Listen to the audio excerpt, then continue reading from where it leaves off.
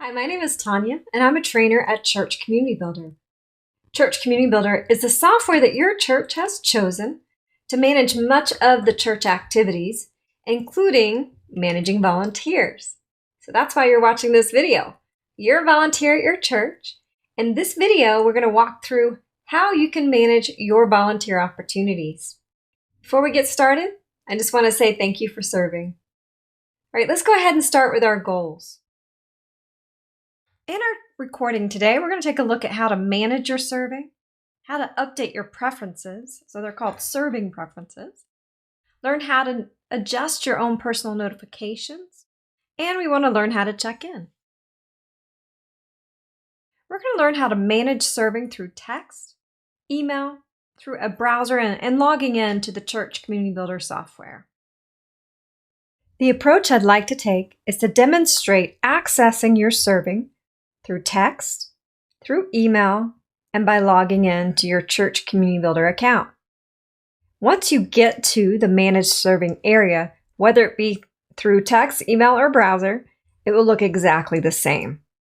So I'm going to go ahead and start by showing you how that's going to look through text.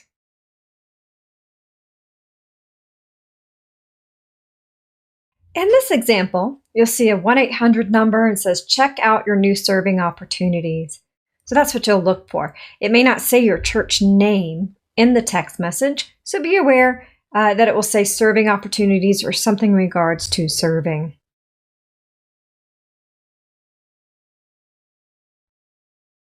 Once you click on the text message, it'll take you to an area where you can go ahead and click on another link and begin to manage your serving. We're going to pivot now and look at what it looks like from the email perspective. So let's take a look at the different possible emails you might be receiving. You have a volunteer request email, which is going to be a specific position that they want you to volunteer for on a specific day and service time. New serving opportunity is going to be a little more open. They're going to want you to select when you would like to serve and what you want to serve on. Then we have a couple of other emails. When somebody makes a request to replace themselves with someone else, that'll look like this. And then you'll have a similar one for swapping and asking people to trade spots. And then if someone accepts your replacement request, you'll get an email about that as well. Let's go ahead and start with the volunteer request. In this email, you'll see you've been scheduled and then whatever text your admins have chosen to add in. You can view and respond. You can also view relevant information on what it is you're being asked to serve on. Here you'll have the option to unsubscribe or change your preferences. Selecting this option allows you to manage the kind of email communication you want to receive from your church. Scrolling down, you'll see the scheduling communication. Here you can modify whether you'd like to see your request to serve through email or text, or you can leave them both selected and receive both notifications. So what are the notifications? The notifications are those opportunities to ask you to serve, as well as your reminders. Now you do need to have both a mobile number and mobile carrier listed in order to receive text messages. You can make changes here and then save your settings. You do not have to log into the Church Community Builder site in order to make these changes. You can do it straight from your email. Back on our email, the view and respond area is where you're going to go to accept your request, to manage your serving, and more. Again, we're going to look at all this in just a moment. Let's move on to the browser version. It's through the browser version that we will take a look at managing your serving. It's going to look exactly the same as it looked through the text, through the email, and now through the browser. Now we're going to take a look at managing your serving while logged into the Church Community Builder software. I'm logged into my training site, so what you see when you log in may look a little different, but what will stay the same is what you see over on the left. So choosing My Serving,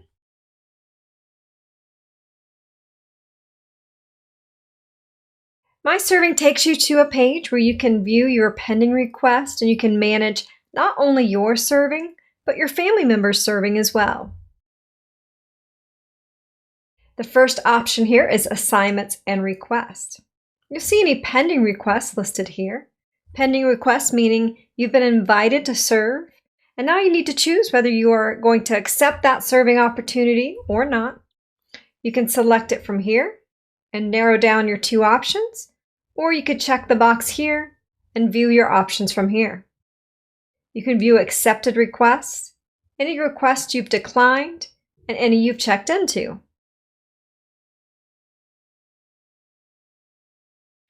Let's go ahead and manage our pending request. Ron has two options here. He can decline or accept. He can also click on the opportunity to get more information. He can see here the date and the service time, view the schedule, and see who else is serving. I'm going to go back.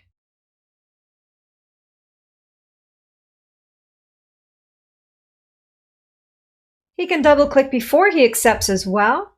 Accept from here, decline, find a replacement, swap with someone, or message the scheduler. Here he has an upcoming serving opportunity, and he can manage that upcoming serving opportunity as well.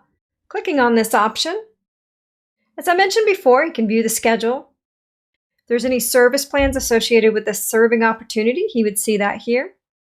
He can subscribe to his My Calendar, decline the request, find a replacement, or swap with someone. The Find a Replacement or Swap with Someone option may or may not be available for every particular serving opportunity. In this case it is, so let's take a look at what that looks like. If I choose Find a Replacement, that means I want to find somebody to take my place completely, so to completely take my place. I can come up to selected volunteers. Here I have 273 options. I can narrow down that list to a specific person or a smaller group of people. I can update the text here and change it if I need to, and then send the message. Swap with someone is saying you want to trade dates, trade opportunities. So choosing swap with someone. Select the event you want to swap for. So I want to trade spots. What date, what service time do I want to swap for? So let's say I want to swap for the 13th. Can review event details and continue. And here I have another list of people who are available that I can invite to swap with me. You can update the text and change it to say whatever you'd like, up to 500 characters, and then send your request. And then close. The request has gone out, and then when someone chooses to swap with you or to replace you, you will receive an email notification letting you know. I've switched over and logged in as the Bean family, just so you can see that you can actually manage each family member is serving as well. So I could narrow it down to Sean and Kathy. Maybe I want to check out Rock's serving. I can narrow it down to just the person that I want to manage. So as a parent, you can now manage your children serving as well. Scrolling up, browse open positions.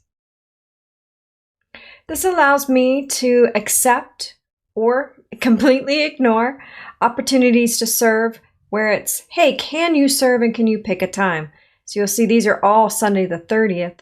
So Kathy here can come in and select an opportunity to serve for herself or even for her children during these service times.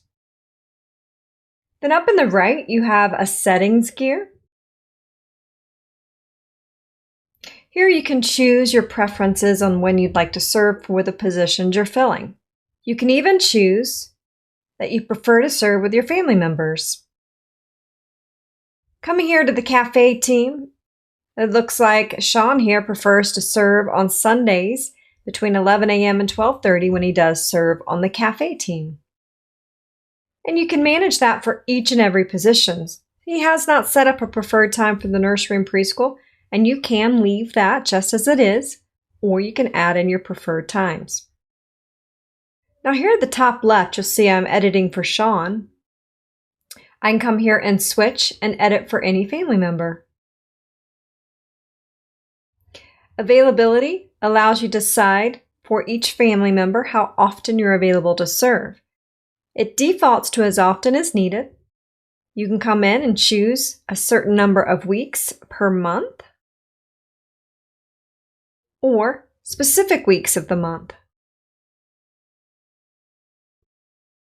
And then finally, we have blockout dates.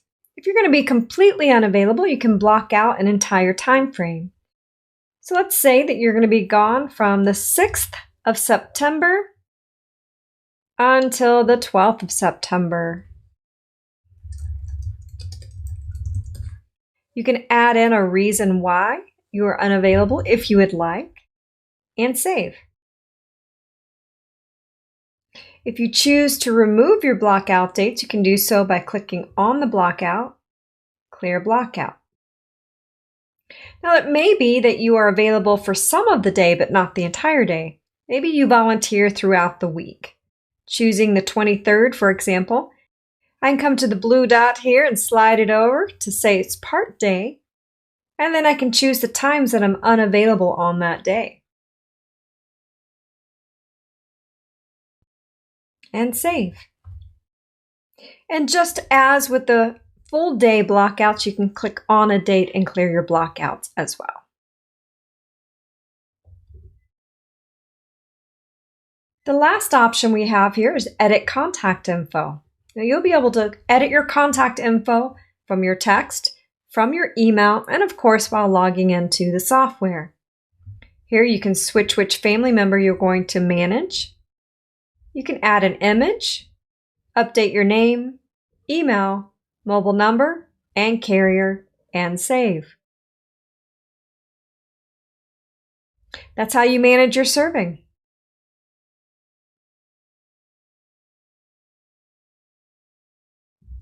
We are logged in to what is called a self-check-in station. This type of station allows you to check yourself in just by using your phone number or scanning a barcode. So I'm going to go ahead and start checking someone in.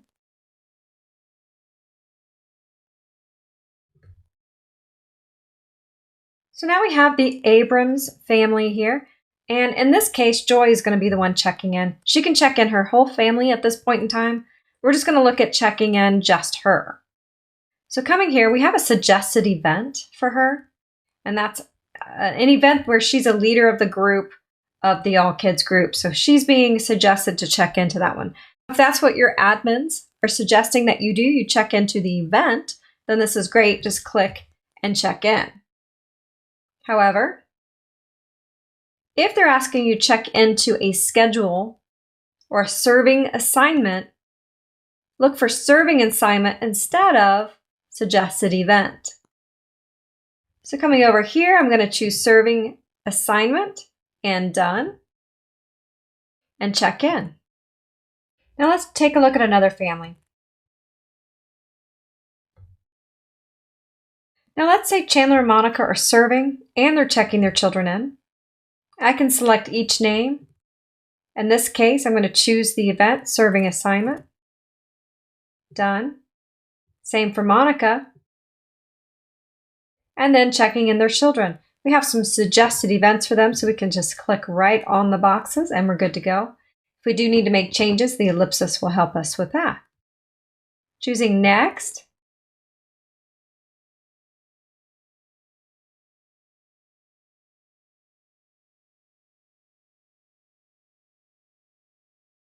In this particular view, you're going to see the name tag, Chandler being greeter. So it's very possible that your admins have set it up to where you'll get a name tag based on the position you're filling, the time, and the date. Monica received her own as well. And then the children are receiving the more secure label. So we have that secure label. And then you're going to get the secure label pickup tag. When you check into a schedule, that is going to mark you as checked in on the schedule. Let me show you what that looks like. I'm on the schedule, and you'll see here we have our people that have checked in today. That's what I have for you on managing your schedules. Please do reach out to your staff, your admins, with any questions that you might have. I also hope that you have an absolutely wonderful rest of your day.